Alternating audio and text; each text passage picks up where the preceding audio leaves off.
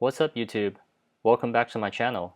Today, I'll be doing a quick comparison between the Fanatec CSL Elite wheelbase and the CSL DD wheelbase. I've had the CSL Elite wheelbase for a while now, and I absolutely love it. The force feedback is quite strong, and the force delivery is super smooth, so I really don't have anything to complain.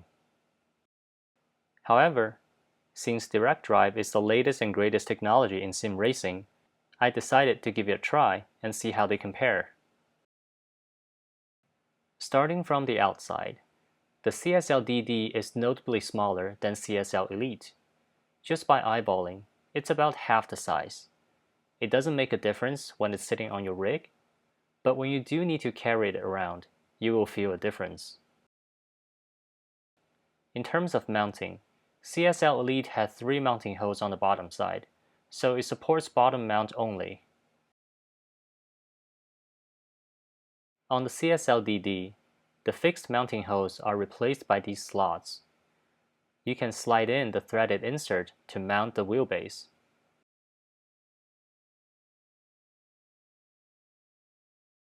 In addition to slots on the bottom, it also came with slots on 2 sides, so you can mount it on the bottom side like traditional wheelbase, and you can also do side mounts.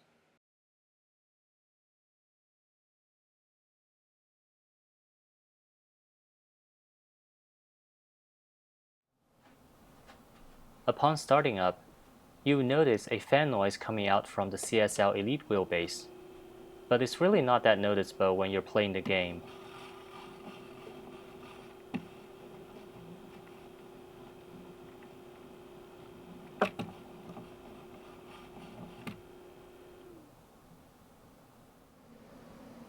The CSL DD, on the other hand, does not have a fan, so it's completely quiet during operation.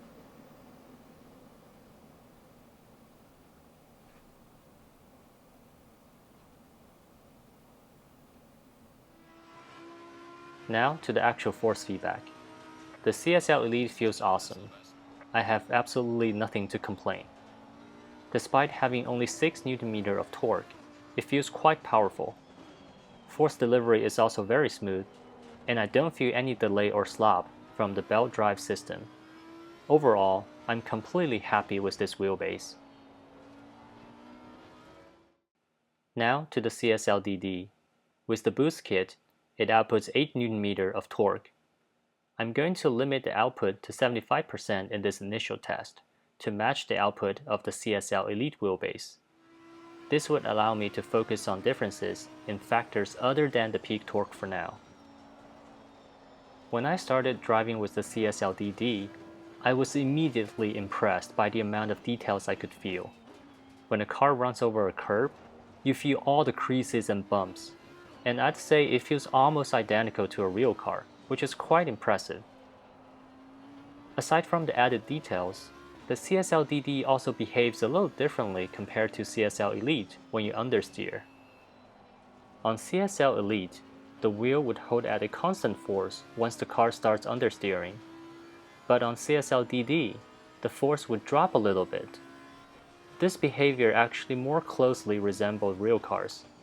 I'm not sure if this was intentional, but it definitely adds to the realism, and is helpful for identifying the steering limit. Aside from the positive changes, the wheel does feel a bit weak at 75% output, and notably weaker than the CSL Elite.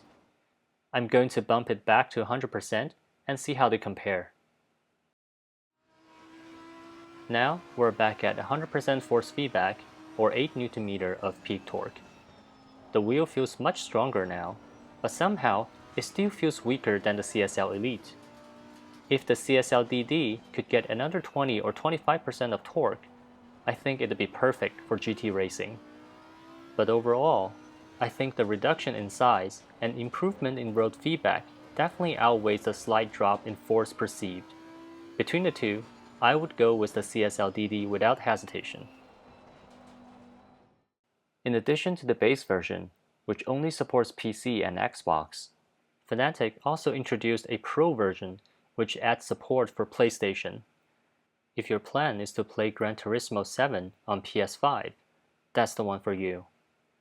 I'll put the link to both versions down in the description.